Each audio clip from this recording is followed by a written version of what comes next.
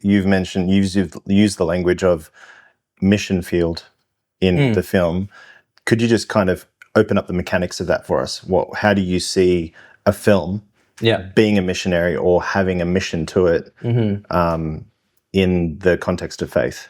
Yeah, well, I will say I don't want to replace missionaries in their specific role, but I think we're a missional project in that we want to reach people that don't know Jesus. Like, I'll just be transparent and say, like, that is a big part of it. We don't want to preach to people, but we do want to reach them through something that's focused on character and story. And so we're not specifically missionaries in that we're going to Papua New Guinea like people I know and teaching and doing that sort of thing, but we are doing a version of ministry outreach, missionary outreach is probably a better way of saying it, that's focused on story rather than preaching, but still reaching people in that way. So yeah, trying to merge the world of Christian, non-Christian, believer, non-believer through a story. So missional, but in a new, more artsy kind of way. So, and authenticity plays a big part too, because sometimes people see faith-based film as having a very clear agenda, and like you said, mention the word preachy, or what we like the word cheesy, and sometimes people just close off to that.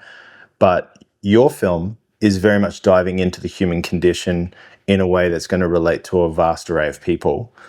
And it's not just leaving people sitting in the problem, which typically, without some fictional tail end resolution that Netflix will give to a film, you're actually providing a very real testimonial solution to that dark place. And from what I understand, you've actually written a lot of your own life into the characters, which then just gives another deeper level of authenticity to the story. Could you just explore that a bit? Yeah, I think the part of the idea behind the movie was trying to take things I know and can truthfully tell and put it to screen. I didn't realize at the time what that was going to be, but I slowly discovered, oh, okay, I think I'm going to put what some people call their faith testimony into a story. And I will say, our movie Faith and Doubt is a fictional movie, so it's not Josh's autobiography, but it has an element of, I'm telling a bit of my own story, I'm taking reflections from my own life, things I've observed in the church, either personally or more broadly, and trying to tell something that has a piece of myself and just feels truthful and not like authentic, like you were saying. So yeah, it's less of, let's just preach at people.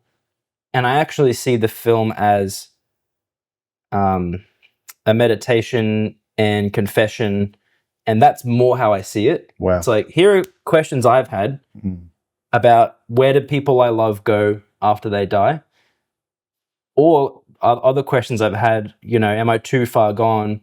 Have I messed up too much that God can't save me? And so you'll have to see the movie to see how that resolves. But I will say in my life, spoilers, my life has resolved positively. I haven't left my faith, even though I've had points where I've struggled and continue to struggle and questioned and continue to question, but God has still kept me anchored.